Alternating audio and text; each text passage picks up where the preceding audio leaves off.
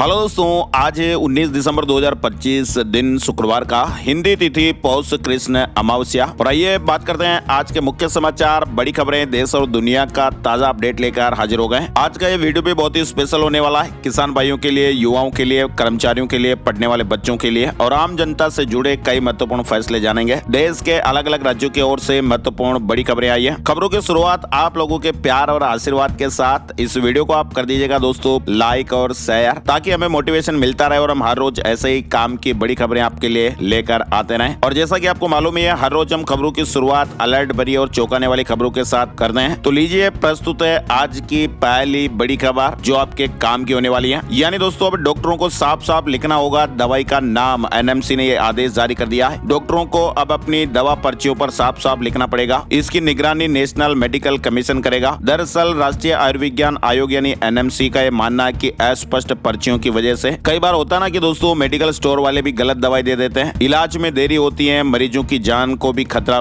तक पैदा हो जाता है। तो अब ऐसे बर्दाश्त नहीं किया जाएगा और डॉक्टर साहब को जो पर्ची पर दवाई लिखते हैं वो साफ साफ अक्षरों में लिखनी पड़ेगी। साफ, स्पष्ट और पढ़ने योग्य पर्ची लिखना सभी डॉक्टरों के लिए जरूरी हो जाएगा। अगर डॉक्टर साहब पर्ची वगैरह सही तरीके से नहीं लिख रहे हैं तो इसकी शिकायत भी आप कर सकते हैं। सीधे आप मेडिकल काउंसिल को शिकायत कर सकते हैं या फिर जिला चिकित्सा एवं स्वास्थ्य अधिकारी से शिकायत कर सकते हैं, कंप्लेन कर सकते हैं। चलिए दूसरी बड़ी अपडेट खबर आप देखिए। आयुष्मान भारत योजना का दायरा बढ़ाया गया है, जिसमें अब लीवर फेलियर और लीवर कैंसर जैसी गंभीर बीमारियों का इलाज भी शामिल होगा। आयुष्मान योजना में लीवर की बीमारियों का इलाज भी शामिल हो गया है और ऐसे में मरीजों को बेहतर स्वास्थ्य सुविधाएं मिल पाएगी। प्राइवेट नौकरी करने वालों के लिए भी बड़ी खबर आई है। ईपीएफओ ने ईडीएलआई योजना को लेकर एक बड़ा ऐलान किया है, स्पष्टीकरण जारी किया। दोस्तों, ऐसे कई मामले सामने आ रहे थे जिसमें यह देखा जा रहा था कि कर्मचारी जब भी नौकरी बदलता था तो शनिवार और रविवार को छुट्टी न मानकर उसे ब्रेक मान लिया जाता था और इसी को लेकर ईपीएफओ ने एक स्पष्टीकरण जारी किया है। अब ईपीएफओ ने यह साफ कर दिया कि दो नौकरियों के बीच पड़ने वाले वीकेंड और घोषित छुट्टियों को ईडीएलआई डेथ क्लेम सेटल करते समय सर्विस में ब्रेक नहीं माना जाएगा। बड़ी खबर है, सुप्रीम कोर्ट ने कहा कि रिटायरमेंट से पहले जजों का ताबड़तोड़ फैसले सुनाना दुर्भाग्यपूर्ण। सुप्रीम कोर्ट ने बुधवार को न्यायपालिका में भ्रष्ट आचरण को लेकर अप्रत्यक्ष रूप से यह महत्वपूर्ण टिप्पणी की। कोर्ट ने भ्रष्टाचार का जिक्र किए बिना कहा कि रिटायरमेंट से ठीक पहले जजों का बाहरी कारणों से प्रभावित होकर ताबड़तोड़ फैसला सुनाना दुर्भाग्यपूर्ण है। वे आदेश ऐसे सुनाते हैं जैसे मैच के अंतिम ओवर में छक्के मार रहे हो। इधर आप देखिए, मध्य प्रदेश के ग्वालियर में जिसकी जमीन ही नहीं है,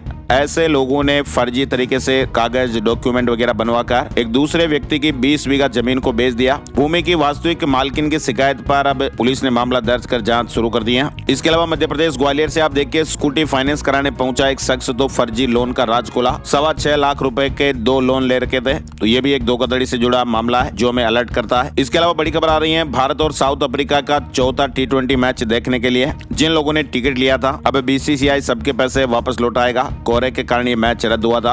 और राजस्थान के कोटा में घी, पनीर, दही के 22 सैंपल फेल हुए और ऐसे में इनके खिलाफ अब कोर्ट में परिवाद पेश किया गया है। इधर राजस्थान के जयपुर पुलिस ने उत्तर प्रदेश में एक नकली नोट की फैक्ट्री का भंडाफोड़ किया है। सहारनपुर से एक मास्टरमाइंड को भी गिरफ्तार किया। चंडीगढ़ और कश्मीर तक ये नकली नोट खपाए जा रहे थे। जयपुर पुलिस ने जाली नोट छापने और बाजार में चलाने वाले एक बड़े गिरोह का पर्दाफाश किया है और इनसे लाखों रुपए के नकली नोट भी बरामद किए हैं। इसके अलावा मध्य प्रदेश भोपाल से एक बड़ा अपडेट देखिए, तंबाकू का सेवन पुरुषों की प्रजनन क्षमता को प्रभावित कर रहा है। एम्स भोपाल की ताजा स्टडी सामने आई है। यानी ऐसे पुरुष जो तंबाकू का सेवन करते हैं उनके बच्चे पैदा करने की क्षमता गंभीर रूप से प्रभावित हो सकती है। और उत्तर प्रदेश के कानपुर में 372 क्विंटल मिलावटी भुना चना बरामद किया गया है। इसे खाने से कैंसर तक का रिस्क रहता है। कानपुर में खाद्य सुरक्षा और औषधि प्रशासन की टीम ने ओरामाइन ओ नामक खतरनाक डाई मिला हुआ 372 क्विंटल भुना हुआ चना जब्त किया है। चने में मिलाई गई ये डाई चने को चमकीला और आकर्षक बना देती है और अभी इसी चने को लेकर देश भर में माहौल बना हुआ है। एक्सपर्ट ये बताते हैं कि ऐसे चने खाने से कैंसर का खतरा बढ़ता है और ये आगाह भी किया कि ये सिर्फ मिलावट नहीं बल्कि करोड़ों लोगों की सेहत के साथ ये बड़ा खिलवाड़ है। भुने हुए चने जिसमें ये केमिकल मिलाया जाता है। इसके अलावा आपको बताएं, हरियाणा के हिसार से एक बड़ी दर्दनाक खबर सामने आ रही है। हरियाणा के हिसार में एक घर में रखी हुई इलेक्ट्रिक स्कूटी की बैटरी फटने से आग लग गई और हादसे में एक व्यक्ति की मौके पर ही जान चली गई। घटना में उसकी पत्नी और 2 बच्चे गंभीर रूप से घायल हो गए, जिन्हें हॉस्पिटल भर्ती कराया गया। घर में चार्ज हो रही स्कूटी का प्लग निकाला जा रहा था और तभी अचानक बैटरी में एक बड़ा धमाका धमाका हो गया और धमाका इतना भीषण था कि आग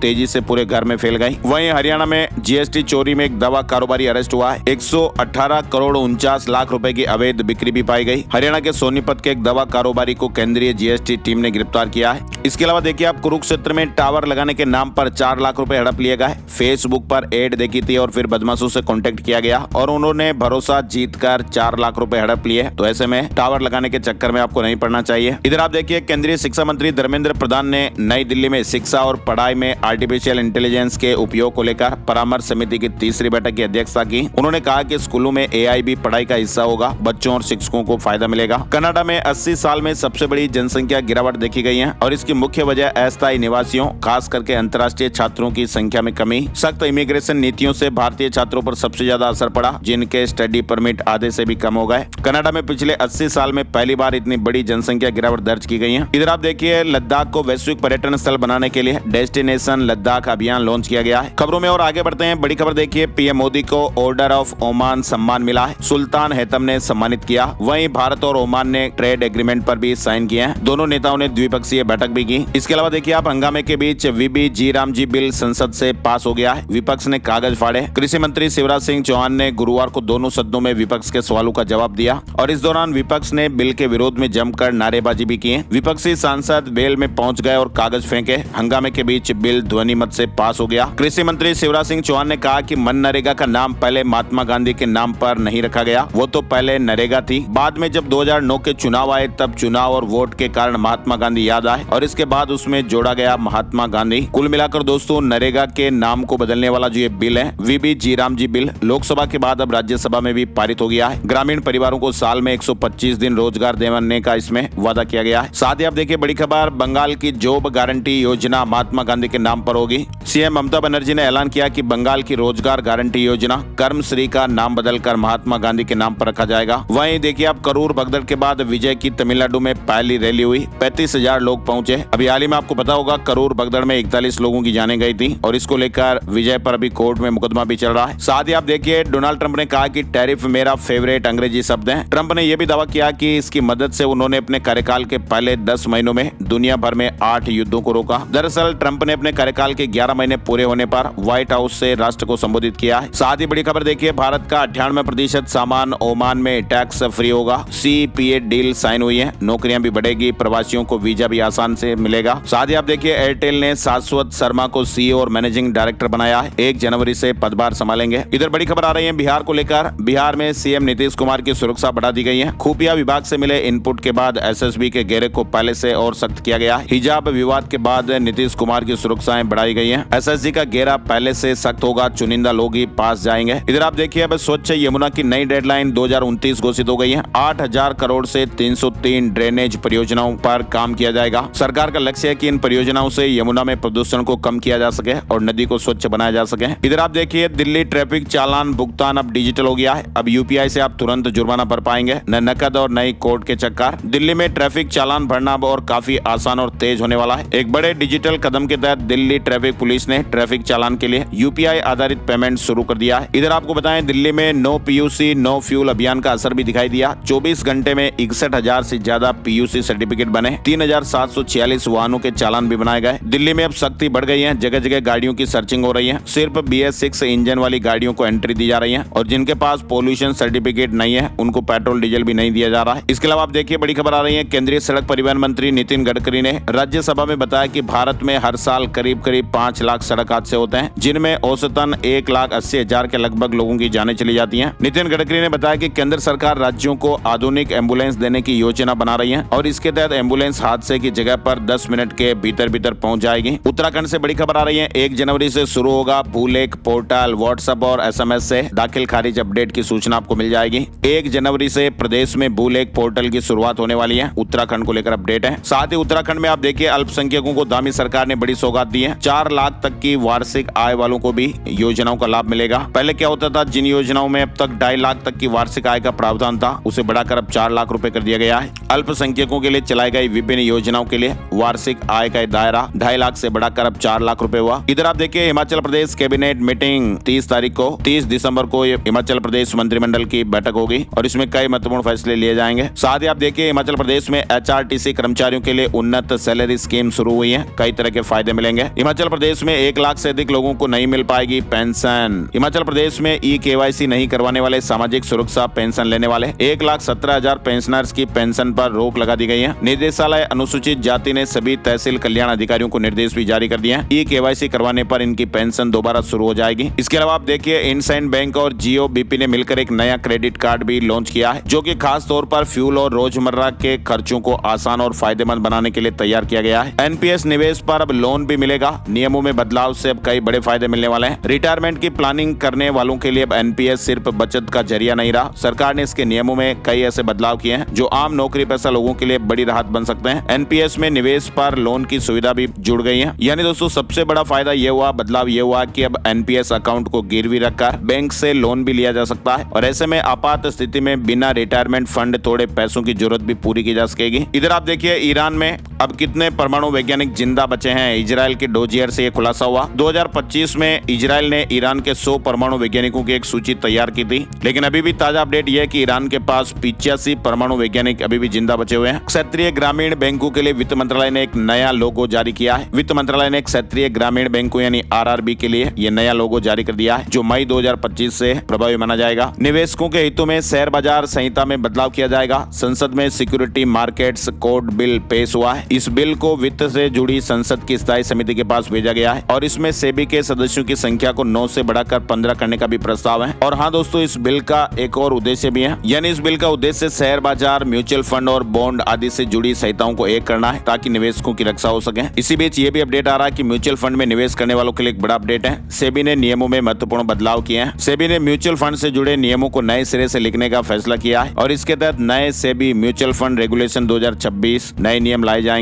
असम ने 15 लोगों को विदेशी घोषित किया है। 24 घंटे के भीतर भारत छोड़ने के आदेश जारी हो गए। इसके अलावा आप देखिए, ऑस्ट्रेलिया की सरकार सिडनी के बोंडी बीच पर यहूदियों पर हुए हमले के बाद अब नफरती भाषण के खिलाफ एक नया कानून बनाने जा रही है। यहूदियों पर हमले के बाद पीएम अल्बनीज ने बड़ा वादा किया। राजस्थान से जुड़े महत्वपूर्ण अपडेट में आप देखिए, राजस्थान में कोहरे के साथ कड़ाके की सर्दी देखने को मिल रही है। 3 शहरों का तापमान 5 डिग्री से नीचे आ गया। शेखावाटी में सर्द हवाएं भी चली। राजस्थान में कोहरे के साथ ही अब हल्की ठंडी हवाएं भी चलनी शुरू हो गई हैं। इधर आप देखिए, राजस्थान में निकाय चुनाव में देरी पर आज सुप्रीम कोर्ट में सुनवाई होगी। हाई कोर्ट के फैसले के खिलाफ संयम लोढ़ा की याचिका, तत्काल चुनाव करवाने की मांग की गई है। यानी राजस्थान में शहरी निकायों का कार्यकाल पूरा होने के 1 साल से ज्यादा की अवधि बीत जाने के बावजूद चुनाव नहीं करवाने का यह मामला सुप्रीम कोर्ट पहुंच गया है और सुप्रीम कोर्ट में इस मामले की सुनवाई आज 19 दिसंबर को होगी। इधर आप देखिए, राजस्थान में 5वीं और 8वीं बोर्ड परीक्षा के आवेदन गुरुवार से भरने शुरू हो गए। 10 जनवरी की रात तक आवेदन करने का मौका दिया जाएगा। साथ ही आप देखिए, राजस्थान में पहली बार जयपुर भूकंप की ज्यादा खतरनाक कैटेगरी में। दरअसल जयपुर भूकंप के लिहाज से हाई रिस्क जोन में है। जयपुर के अलावा अलवर, भिवाड़ी भी हाई रिस्क जोन में है। हाई रिस्क जोन का मतलब दोस्तों ये हुआ कि यहाँ पर 5 से 6 की तीव्रता के झटके आ सकते हैं, जो कि सैकड़ों पुरानी बिल्डिंगों को नुकसान पहुंचा सकते हैं। अभी हाल ही में ब्यूरो ऑफ इंडियन स्टैंडर्ड ने देश का नया भूकंप जोखिम नक्शा जारी किया है। इसके अलावा देखिए आप 19 दिसंबर को बिश्नोई समाज की महापंचायत हरे पेड़ काटने पर 1000 रुपए जुर्माना के फैसले से नाराजगी। राजस्थान में अनुकंपा नियुक्ति के नियमों में बदलाव हो गया है। अब 180 दिनों तक कर सकेंगे आवेदन। पत्नी, पुत्री या पुत्री को नौकरी की सिफारिश की जा सकती है। यानी राजस्थान में पहले अनुकंपा नियुक्ति के लिए आवेदन करने की जो अवधि वो 90 दिनों की थी, उसे बढ़ाकर 180 दिन कर दिया है। साथ ही आप देखिए, राजस्थान में उदयपुर के पूर्व राज्य परिवार में संपत्ति विवाद सामने आया है। लक्ष्यराज की बहन ने अरविंद सिंह मेवाड़ की वसीयत को चैलेंज किया। दिल्ली हाई कोर्ट में अब केस चलेगा। उदयपुर के पूर्व राज्य परिवार में चल रहा संपत्ति विवाद अब सुप्रीम कोर्ट पहुंच गया है। सुप्रीम कोर्ट में अरविंद सिंह मेवाड़ की वसीयत को चुनौती दी गई है और विवाद पूर्व राज्य परिवार के सदस्य अरविंद सिंह मेवाड़ के बेटे लक्ष्यराज सिंह मेवाड़ और बेटी पद्मजा